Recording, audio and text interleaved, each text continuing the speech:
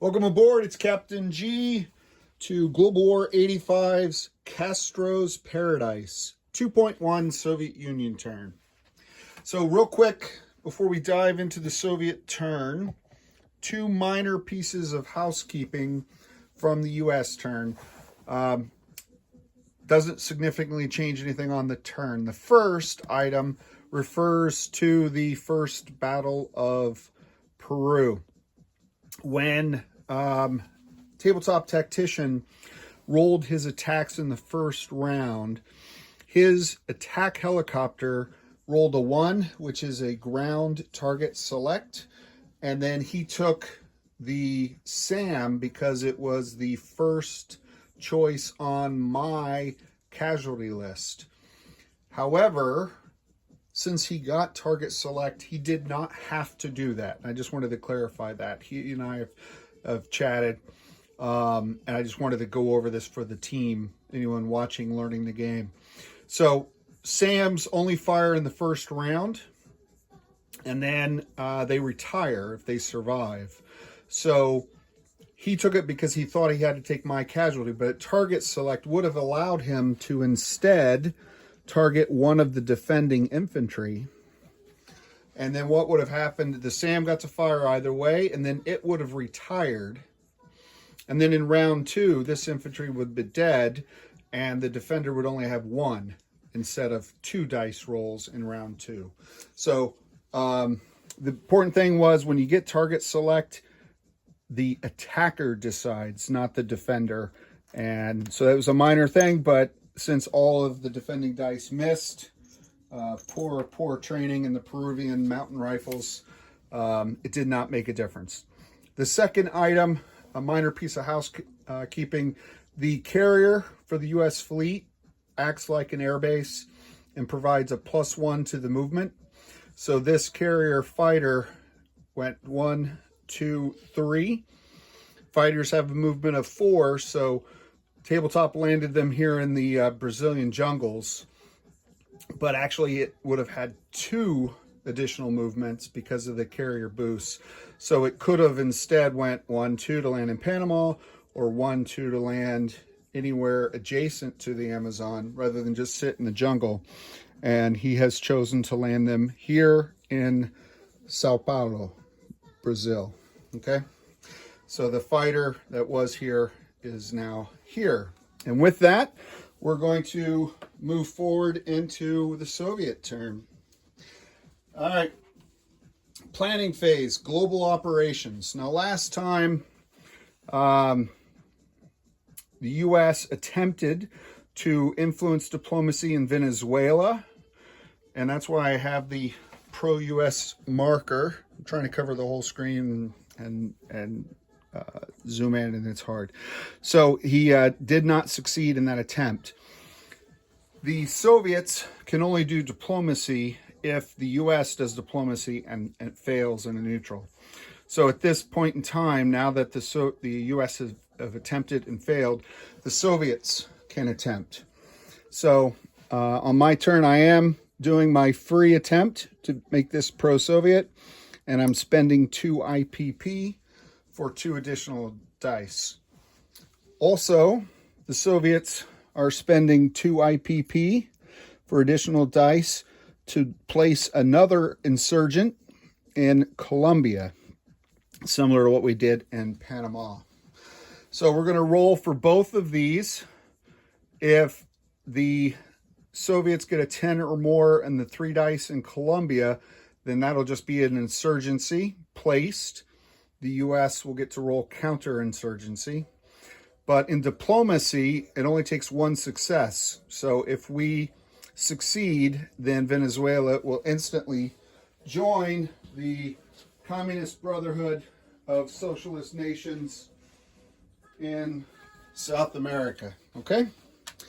So with that, let's bring out the dice tray and the superior Soviet technology of the randomizer, which we claim, and this game will prove it out, is superior to the capitalist imperialist dice tower technology.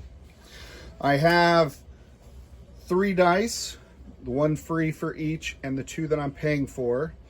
The red dice will correspond with the red Soviet insurgency, and the green dice will go for the diplomacy where the US had gone diplomacy. So to save a bit of time in the video, we're going to roll both at the same time. Green is Venezuela, red is Colombia.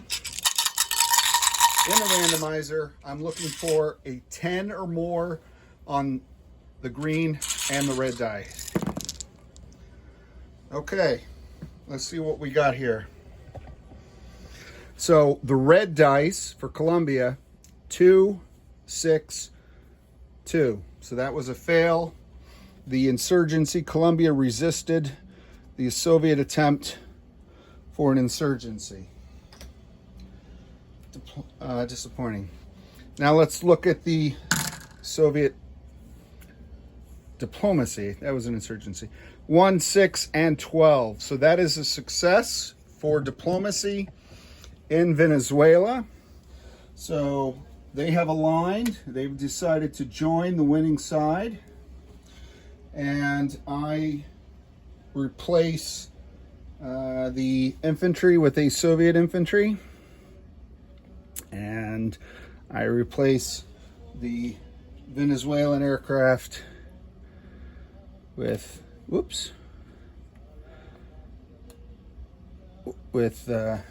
Soviet aircraft. Now,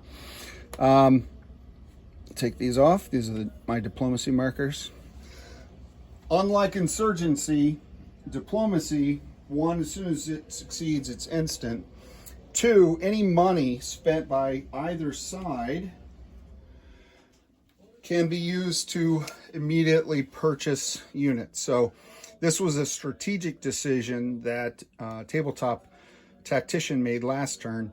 He did not spend 2 IPP for an additional dice. Had he done that and still failed, then there would be 4 IPP here that the Soviets would have been able to roll for or buy things with. As it is, I only have my own 2 IPP, and if I don't buy something with it, I lose it. So there's only one thing you can buy for 2 IPP, and that is an insurgent. Sorry, a paramilitary, not an insurgent. All right. So that's immediate, and then that purchase will go onto the build chart. All right. And that's it for global operations. So let's go to the build. All right. So this is the 2 IPP where I had 14 coming in.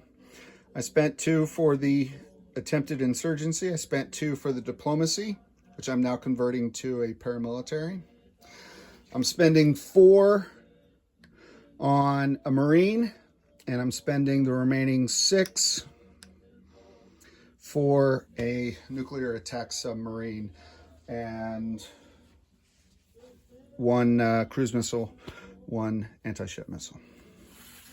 All right, we have 3 attacks this turn. Attack number 1 is in Peru, the second Battle of Peru. And when I outlined these attacks for my fellow player, I did not include this because I wasn't sure I would get it. That was a mistake on my part because this could be used immediately, but I'll stick to what I declared. Hopefully that'll be enough. My Chilean infantry are climbing over the mountains and attacking from the south. So they'll be attacking at a 1, joined by the Chilean People's Air Force. And then coming from the fleet, the Soviet fighter and attack bomber. And let me double check my notes. And 1 cruise missile, which I forgot to place, being fired from the major air base over Chile and then up into Peru. Okay, so that is cruise missile, light infantry, 2 fighters, and an attack bomber. That is attack 1. The cruise missile is first strike and can only hit the light infantry. It cannot hit attack helicopters. So hopefully I'll knock out one of his defenders. Battle 2, or attack 2 is here. in northeast Brazil. I have the guided missile submarine, which can fire cruise missile 1, 2 through the sea zone after this mech. And then number 3 from the guided missile cruiser, firing a cruise missile onto the Falkland Islands to kill this stubborn unit, hopefully in their barracks while they're sleeping. So 3 combats, and let's begin. So the first battle is the important one, and these are all the dice involved. So I have the cruise missile, which I'll roll first. First strike in the randomizer. 11. All right. That's a fail. So now I have a light infantry at 1, 2 fighters at 6s, and the attack bomber at 7.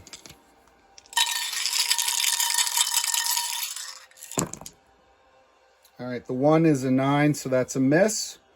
I got a 5 and an 8 with the fighters, and I got a 4 with the attack bomber. Okay, you can see that. The orange dice don't show up very well. Let me know. Maybe I should start using another color. So that's 2 hits. So that's a success, but we'll see how it goes on defense. So he's got 2 4s. The attack helicopter attacks at a 6, defends at a 4, and the light infantry defends at a 4. I'm going to roll them separately because if I roll a 1, the attack helicopter, even in defense, gets a target select ground, and he could kill the light infantry, which means I could not take the zone. So here we go. 9. So the attack helicopter misses, and now the light infantry. 4.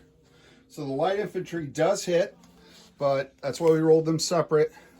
It's not target select either way. Even if that had been the helicopter, that would not have been target select. So I could take 1 hit.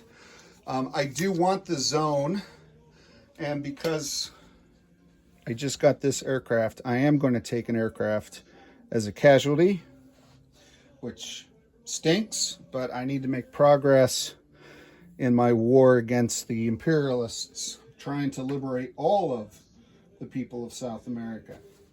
So I'll add a Soviet roundel here. I'm going to move in my light infantry, take off the cruise missile, and then I will land both the aircraft that survived in non-combat. Okay? Now, let's move to battle 2 and 3, which are the 2 cruise missile strikes, and there's no AMD for either one, so it's just 2 of these. And to expedite things, let me do this. I'll use the green die for Brazil and the black die for the Falkland Islands. Even though they're both cruise missiles, I'm going to roll them at the same time. I'm looking for 5s or less. Tabletop is looking for higher numbers. All right. So without touching anything, we'll go in here. There's a 1 and a 2. A 1 and a 2. So the Soviet cruise missiles have been doing pretty well. That's 3 out of 4 hits. Just the 1 miss in Peru so far. So, which had he hit would have saved me an aircraft, but nonetheless. So that's a hit here and a hit in the Falklands. I don't take the Falklands, but there's no one there to defend it, which is all I could do right now. So that's all of my attacks. Viva la Revolucion. We're making progress here after a devastating U.S. turn. All right, we're going to move directly into non-combat. So the aircraft coming off this task force flew into Chile 1, Peru 2. back to Chile 3, and the carrier 4. So I'm going to return the bomber and the fighter to the fleet carrier. I'm also going to move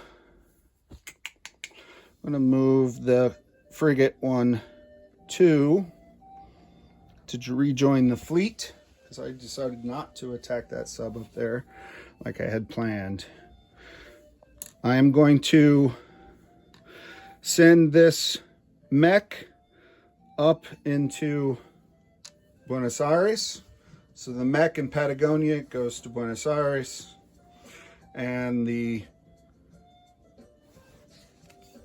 fighter in Venezuela, let's see, now what do I want to do here? He's got a light infantry here, he's got his massive air force, so he can apply power. He doesn't have the ability to put any ground units on this, but he could attack here. Do I want to leave that and defend? I hate to lose another aircraft. If he does, we'll battle out. I'm going to leave it there in Venezuela to defend that territory, because that is a worthwhile territory to have. So let me just check my notes. I think that's everything that I wanted to move in non-combat. It is. All right, end of turn phase. Let's place units and collect income. So I walked into this turn with 3 cruise missiles. I fired all 3 of them. I generated 1, so I will start next turn with 1 cruise missile. And then for anti-ship missiles, I had 3 at the beginning of the turn. I generated 1. I have 4 now in my Soviet stockpile. All right, the paramilitary that we built with the diplomacy money goes into Venezuela. The Marine is in Buenos Aires, and the nuclear attack submarine in A45. So my new base is the 2 here plus 1 in Venezuela. So that's a base of 3 IPP. I have the Soviet bonus, which I closed that page. My base standard bonus is 10. Grab this off here. That's 10. And then I don't have the Falklands, which is 4. That's too bad. And then I get 1 IPP bonus for every other zone I have. So that would be 1, 2, and I believe 3, 4. I believe that is 4. I'm not sure I count this twice or not. I'll have to double check that. But so it's at least 3 Peru, Chile, and Patagonia. Perhaps another one, 4. I'll have to read through and make sure. I wasn't expecting to win that, to be honest. So 16 for sure, possibly 17 with 1 TBD. And with that, I'll turn it over to my partner in this game, Tabletop Tactician, for turn 2.2. This is Captain G, over and out.